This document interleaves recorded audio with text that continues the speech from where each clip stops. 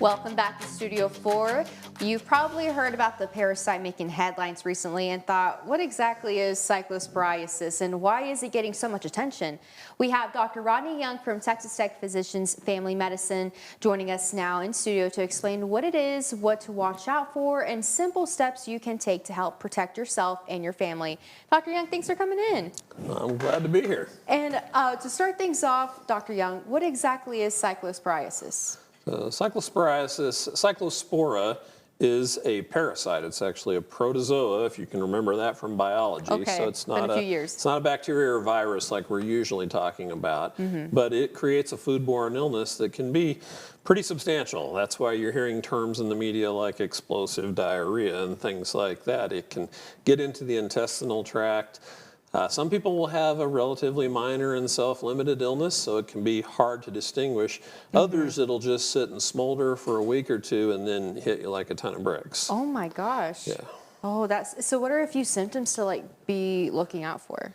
Well, probably the thing that, obviously comes to mind the most is you get diarrhea. So everybody's been there and done that, but this for most people is more than your usual course of diarrhea. It's oftentimes associated with what can be some pretty bad stomach cramps, can have nausea, vomiting, and really kind of the key distinguishing thing for many people is that not only is it profuse and watery, but it doesn't sort of wrap itself up in a day or two like viral illnesses that cause diarrhea oftentimes do.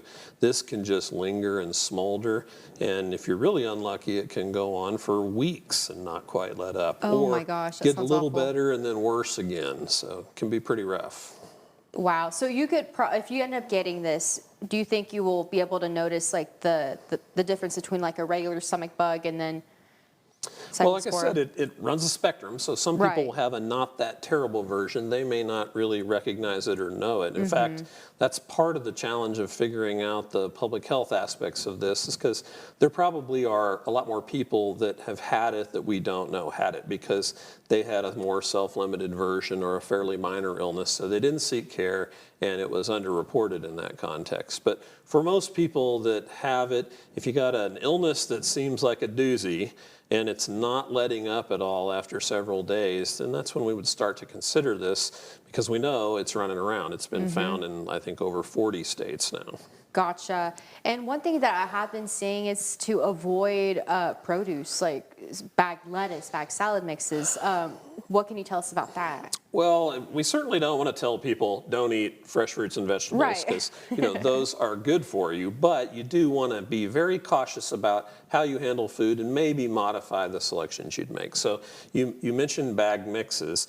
If you find a bag mix that is clearly labeled as thoroughly washed, that's probably a safer option for you than a bag mix that doesn't have that label on it. So you be careful about being choosy in that regard. You might choose to use like standard head of lettuce instead of something that's pre-bagged because the head of lettuce you can wash thoroughly, remove an outer layer or two, which is where the protozoa would likely reside, wash it again very thoroughly, and then you're less likely to get to the point where it would be contaminated. That will be good. And is there anyone who should be especially cautious or have a high risk of getting this infection?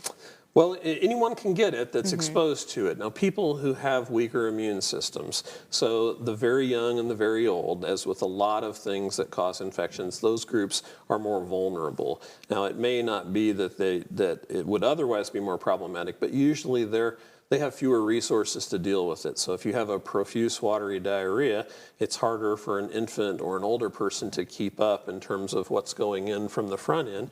So they run higher risks of getting dehydrated and therefore higher risk of having severe enough illness to land them in the hospital. They also, especially the elderly folks, they oftentimes have other medical comorbidities, and those things can get worse if you become weak and dehydrated. All those things settle in. So the consequences are bigger for them. And then the final group is people that are otherwise immunocompromised, like perhaps they're getting cancer treatment or something else that would modify their immune system and make their normal host defenses weaker.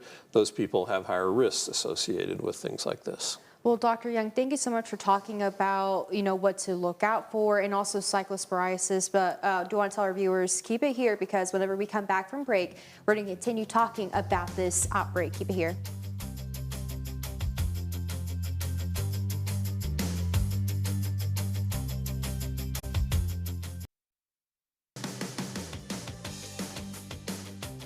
Welcome back to Studio 4, everyone. We are still talking with Dr. Rodney Young about the risk of cyclosporiasis poses and what you can do to mitigate it.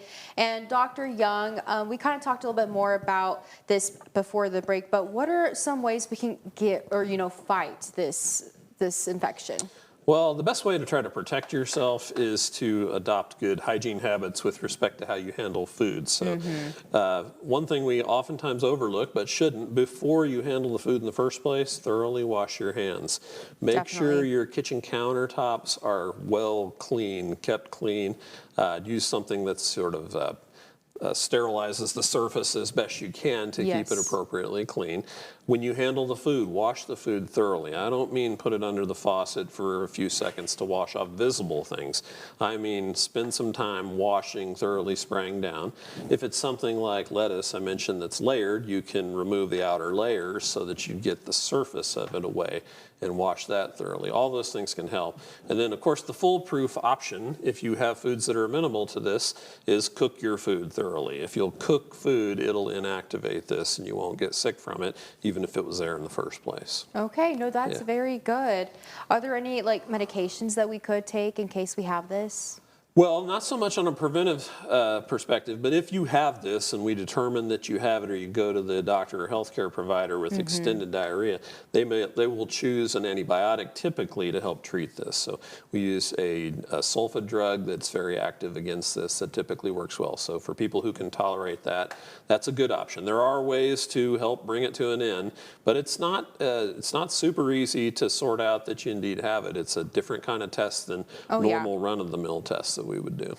And Dr. Young, where can we go for more information about cyclosporiasis? Well, it's all over the place right now, but if you'll look at the CDC's website for information about that, that would be a good, reliable source.